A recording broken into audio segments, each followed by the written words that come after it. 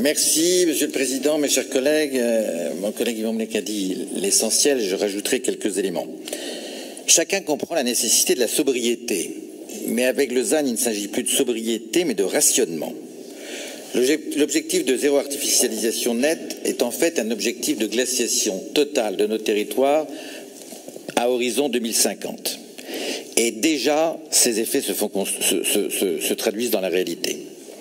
Le ZAN est né d'une demande certes légitime, la protection de la terre agricole, mais je constate, en Bretagne en particulier, qu'en fait ce n'est ni l'industrie ni le logement qui menacent l'élevage, la principale réalité économique de notre territoire, mais la végétalisation, la transformation d'ateliers d'élevage, notamment laitiers, en culture, quand ce n'est pas en jachère.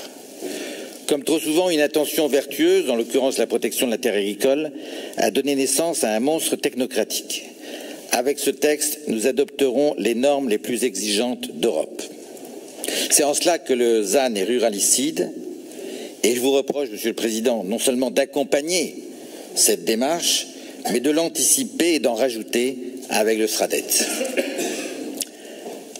Le degré d'exigence imposé par le ZAN aurait pu être pertinent s'il n'avait concerné que les métropoles et leurs périphéries immédiates, c'est-à-dire là où l'excès de consommation d'espace est constaté. Et c'est vrai que dans le bassin rennais, on a gâché considérablement des espaces.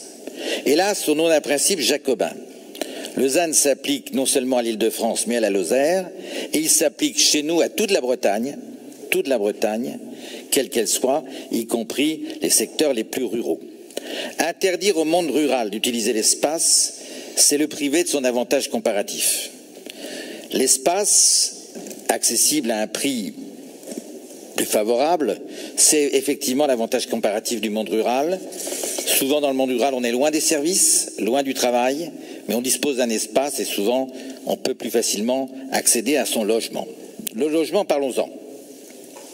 Le logement fait l'objet d'injonctions contradictoires.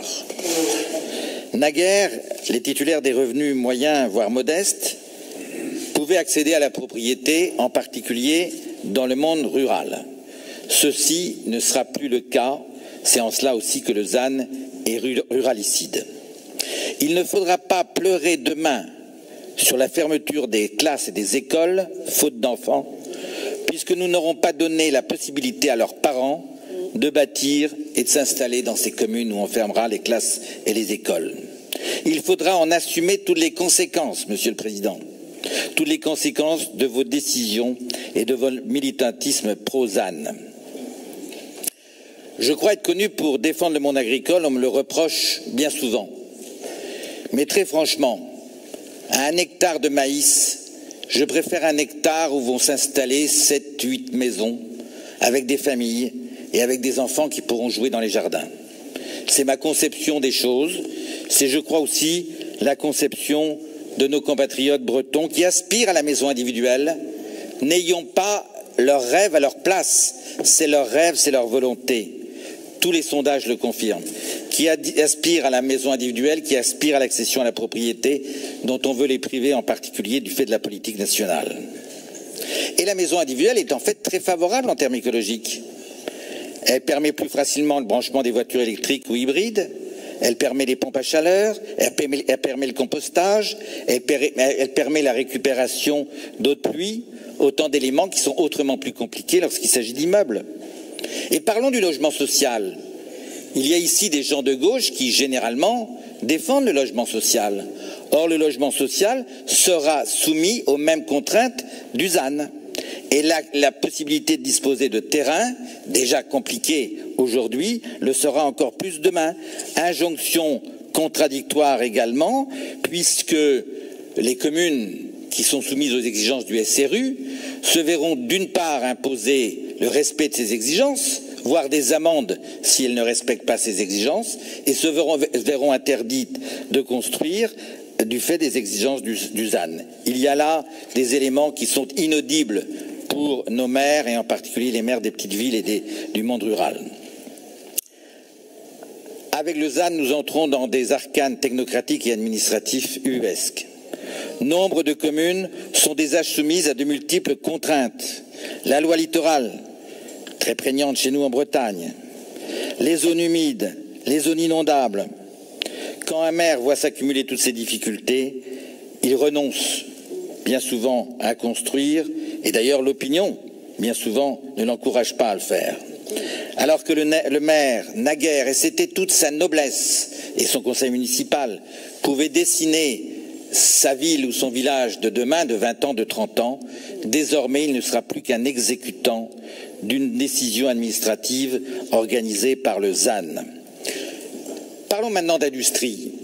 Monsieur le Président, je vous crois encore soucieux de développer notre industrie. C'est la volonté du Président de la République également. Et autant de volonté que je partage. Mais pour ça, il faut des espaces. Je viens d'un secteur, Lamballe, l'Oudéac, c'est un des rares domaines où le secteur secondaire s'est développé, où le nombre d'ouvriers dans nos usines s'est accru. Tout ça parce qu'il y avait des zones d'activité spacieuses. Pour construire une usine, il faut de l'espace, ne serait-ce que pour éviter les problèmes de voisinage. On ne construit pas une usine comme on construit un bureau d'assurance. Et ça, il faut bien le comprendre et en tirer toutes les conséquences. Votre mandat reste marqué par cette affaire Bridor. Je comprends qu'elle vous touche personnellement, c'était votre territoire, on attendait beaucoup d'emplois, 500 emplois. Aujourd'hui, ce n'est pas possible. Et là, je crains que ce ne soit plus possible dans un seul territoire breton de créer une telle usine, et c'est regrettable.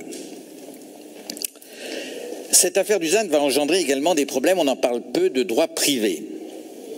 Car certains terrains actuellement constructibles ne le seront plus demain. Des présidents d'intercommunalités me disent que 85-90% des terrains aujourd'hui constructibles ne le seraient pas demain. Ce qui veut dire très concrètement que des gens qui s'estimaient à la tête d'un certain patrimoine vont voir la valeur de leur patrimoine réduite à zéro. Vous expliquerez, Monsieur le Président, vous expliquerez tout ça aux personnes concernées, vous expliquerez tout cela aux familles qui ont économisé pour l'acquisition de ces terrains dans la perspective d'une construction quelconque et qui ne pourront pas réaliser leur patrimoine. Voilà autant d'éléments qui font que nous nous interrogeons. Nous ne cautionnons pas, vous l'avez compris, le principe de ZAN. Un texte est actuellement en débat entre l'Assemblée et le Sénat. Il fait évoluer les choses de manière très marginale, très marginale. Il ne faut pas en attendre grand-chose, même si ça va plutôt dans une forme de desserrement de la contrainte. Il n'en demeure pas moins que cette contrainte, elle est bien là. La conception que je me fais, que nous nous faisons de la Bretagne, c'est une conception d'une Bretagne humanisée, où les gens vivent. Il y avait une formule très favorable qu'utilisait autrefois le monde agricole. On préfère des voisins à des sapins. On préfère une vie dans sa commune. Le monde agricole, il aspire aussi à ce que son école vive, à ce que sa commune vive, à ce que sa vie sociale soit dense. C'est cela aussi la réalité bretonne à laquelle nous aspirons.